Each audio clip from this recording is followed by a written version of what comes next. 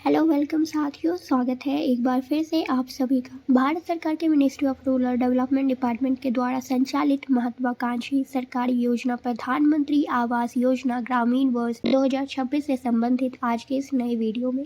तो साथियों, आज के इस वीडियो में हम लोग प्रधानमंत्री आवास योजना ग्रामीण वर्ष 2026 के अंतर्गत नए टारगेट्स, लाभार्थियों को मिलने वाले लाभ, किन राज्यों को कितने टारगेट दिए जाएंगे और यह प्रक्रिया कब से शुरू होगी, इन सभी विषयों पर पूरी डिटेल्स जानकारी देने वाले हैं।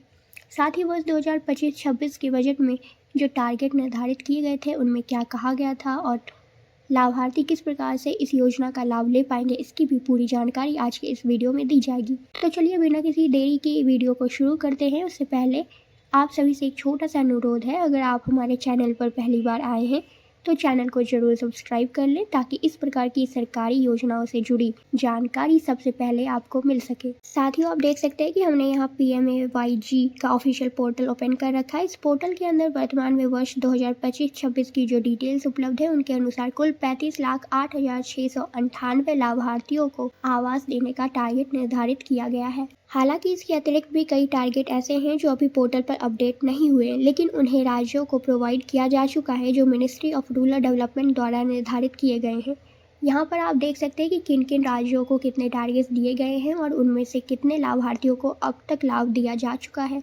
वर्तमान में जिन राज्यों को टारगेट दिए गए हैं उनमें प्रमुख रूप से असम, बिहार, छत्तीसगढ़, झारखंड, मध्य प्रदेश, महाराष्ट्र और राजस्थान शामिल है। नीचे स्क्रॉल करने पर फिलहाल अन्य राज्यों की डिटेल्स उपलब्ध नहीं है। अब अगर बात करें कि इन 35,08,698 लाभार्थियों में से कितने आवास अब तक स्वीकृत किए गए हैं, तो साथियों कुल 21,20,285 आवास अब तक सैंक्शन किए जा चुके हैं।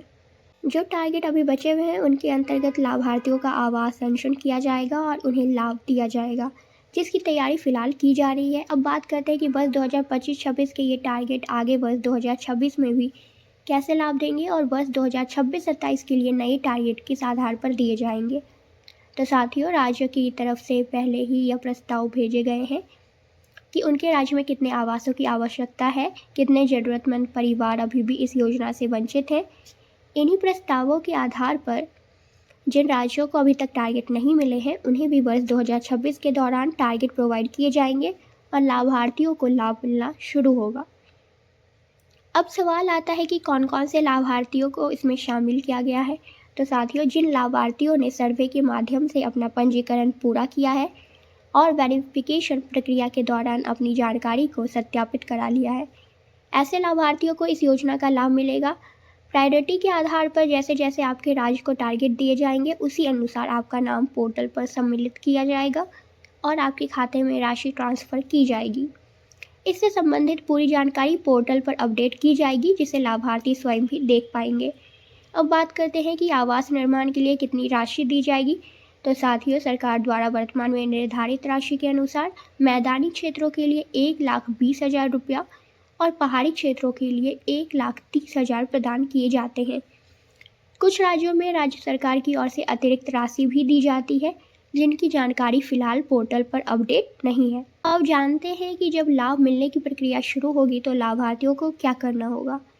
सबसे पहले आपको पोर्टल पर जारी होने वाली प्रायोरिटी लिस्ट को चेक करते रहना है कि आपका नाम उसमें शामिल है या नहीं।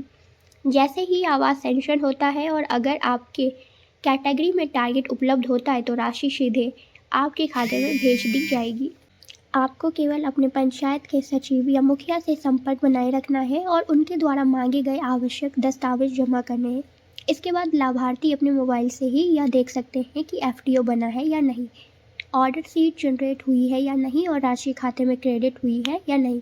यह सारी जानकारी पोर्टल पर उपलब्ध रहती है। तो साथियों, यह थी पूरी जानकारी वर्ष 2025-26 के अंत और 2026-27 में मिलने वाले लाभों से संबंधित। अगर आपको ये जानकारी उपयोगी लगी हो तो वीडियो को लाइक करें और अगर आपको इस फाइनेंशियल ईयर में लाभ मिल चुका है तो कमेंट करके बताएं कि आप किस राज्य से हैं और किस वर्ष के तहत आपको लाभ मिला है। अगर आपने पंजीकरण करा लिया है और अभी इंतज़ार कर रहे हैं तो उसकी जानकारी भी कमेंट बॉक्स में ज़रूर दें। धन्यवाद।